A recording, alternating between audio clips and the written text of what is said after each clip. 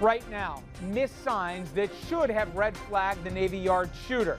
Should more have been done to prevent the massacre?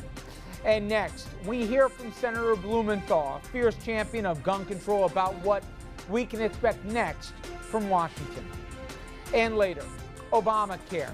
Ask any Republican, they'll tell you it is the worst law ever. But there's another side to the Obamacare story, and tonight we'll have it for you. Good evening, everyone, and welcome to RFL. I'm Richard French, and thanks so much for joining us this Wednesday evening, September 18th. Now, there have been at least 17 mass shootings in America since Newtown. Now, the Navy Yard shooting on Monday, just the latest since then and the deadliest since that attack 9 months ago in the Connecticut school. Now, firearm fatalities are on track in America to exceed traffic fatalities for the first time in our nation's history. So, here is the question. If we decided that we wanted to make the Navy Yard incident America's last mass shooting, what should we do about it? We're going to bring you into our conversation. So we ask you, as I'll ask my guests and our panelists tonight, the same question. What and how should we reduce gun violence in this country? Well, as I pose that question to you and I open up the phone lines here, we should all agree, maybe in different ways on how to get there, but we should all agree on the same common aim, and that is to cut down the tragedies of gun violence, I should say, in this country. But we can debate on how to get there, and we'll have a platform tonight to let your opinion be heard. Now, first though, let's put this in the context of where we are today, and of course, that has to do with the latest when it comes to the Navy Yard shooter. Today, the Pentagon acknowledged there were red flags about Aaron Alexis.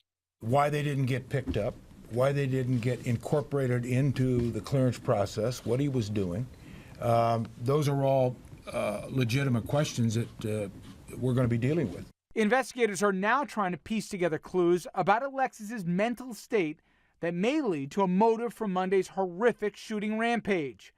One recent incident stands out. On August 7th at 6 a.m., Alexis called the Newport, Rhode Island police. He claimed that after an argument at a Virginia airport, an unidentified person had sent 3 people to follow him and kept him awake by talking to him and sending vibrations through his body through a microwave machine.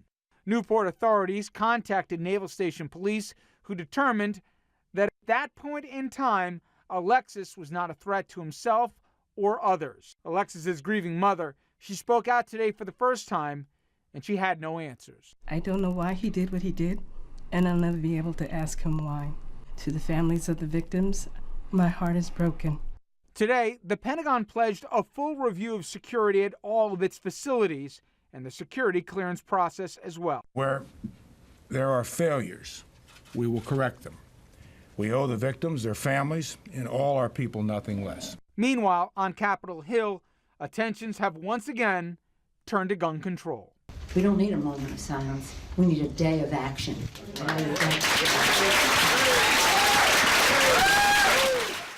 And for more, we're very pleased to be joined by Senator Richard Blumenthal, Democrat from Connecticut. And Senator, I think in many ways it's telling that on Monday, you were going to speak on the floor of the Senate to commemorate the victims of Newtown since it was the 9-month anniversary. You couldn't give that address because just blocks from where you were, we had yet another mass shooting. Before we get into what can be done, should be done, how about just an acknowledgement of just the craziness about the pure madness of what is this epidemic, that we have so many different of these events in so many different parts of this country that some people almost seem anesthetized to it now. We cannot allow this madness and evil to become the new normal and to allow the nation to become desensitized so that it's no longer even news. And that's why I think that the Navy Yard slaying was a tipping point, so close to Congress in physical proximity, so close also in occurring on a military base, which everybody assumed would be absolutely secure. If it can happen in the Washington Navy Yard, it can happen on any base, it can happen anywhere in America, any school, any workplace.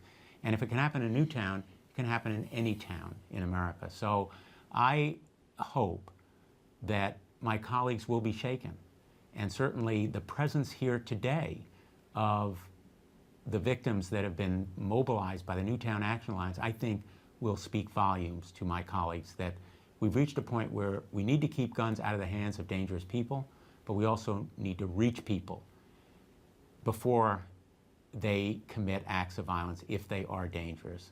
And those kinds of mental health initiatives, I think, can bring us together in a new way as part of a comprehensive package involving common sense measures like background checks, a ban on assault weapons, and high-capacity magazines, which right now is the law in Connecticut.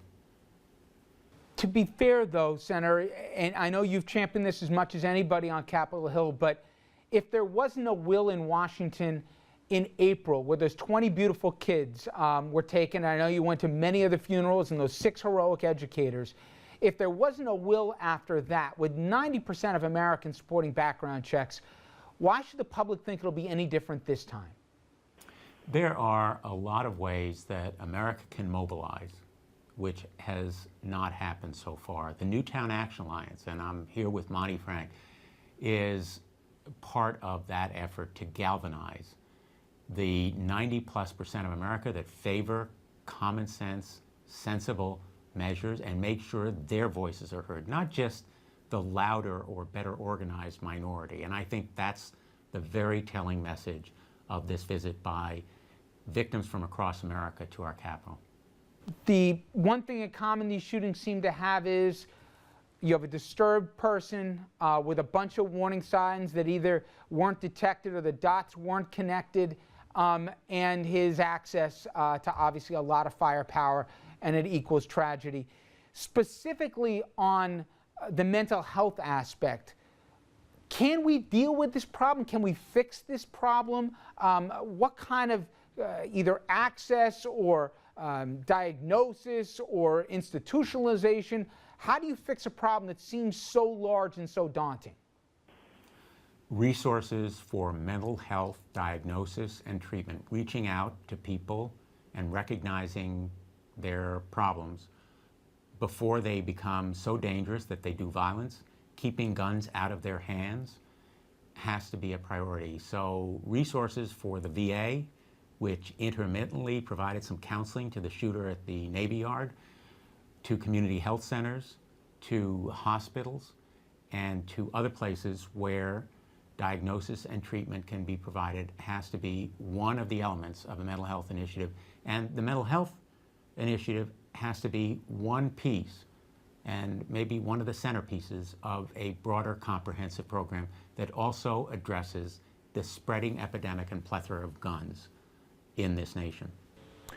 Finally, Senator, when you're trying to convince some lawmakers who are either skeptical or afraid of the NRA in a primary if they vote to support what you're proposing here, should the goals and really the aims maybe be adjusted, that there's never going to be some magic panacea of legislation that'll stop all gun violence, but instead of 35,000 people dying every year at the end of the gun, we should target, like this country's great at, when we face a crisis, we have a goal, we go to achieve it, that maybe we try and cut that number in half by a certain target date. How do you sell this to lawmakers that they won't necessarily lose their job if they vote with you, and that they can show tangible results if they do? The message to lawmakers in Washington is that these victims of gun violence are part of a spreading, growing movement. If you don't know someone who is a victim or a loved one of a victim, you will soon, because at the rate of 80 deaths a day, 8,000 since Newtown alone or more, this epidemic is making voters respect this issue, respect candidates who support common sense gun violence prevention measures, and vote against the folks who obstruct that effort and make America less safe. So I think the ultimate verdict will be at the ballot box, and there's a growing number of people who will put this issue as a priority and passion when they go to the ballot box. And you're going to make, along with some of your colleagues, you're going to make this come up for a vote here. You're going to force lawmakers to vote their conscience?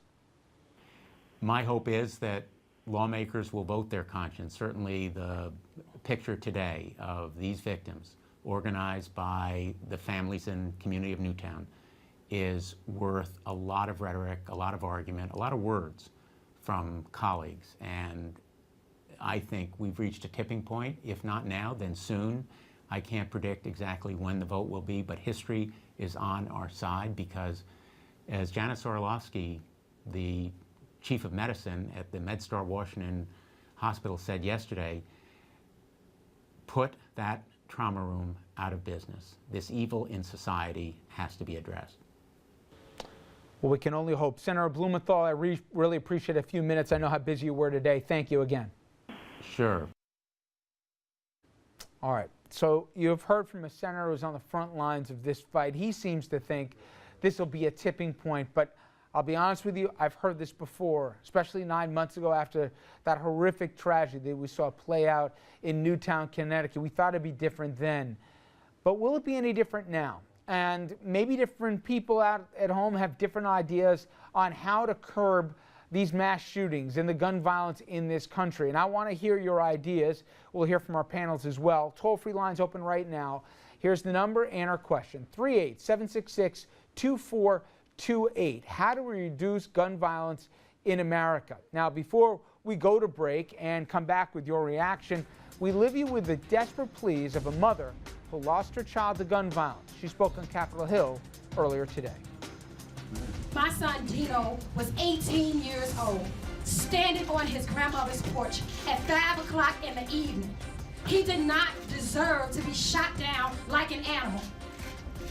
He had potential to be just like we are today, but that was taken away from him. And everybody want to talk about the Second Amendment right. What about our children? They have a right to live. And so I'm begging you guys that you would get these pencils and pens in your hands and sign these bills. It's just a signature away. It's not hard. You don't have to think any longer. Who else needs to die before you get it?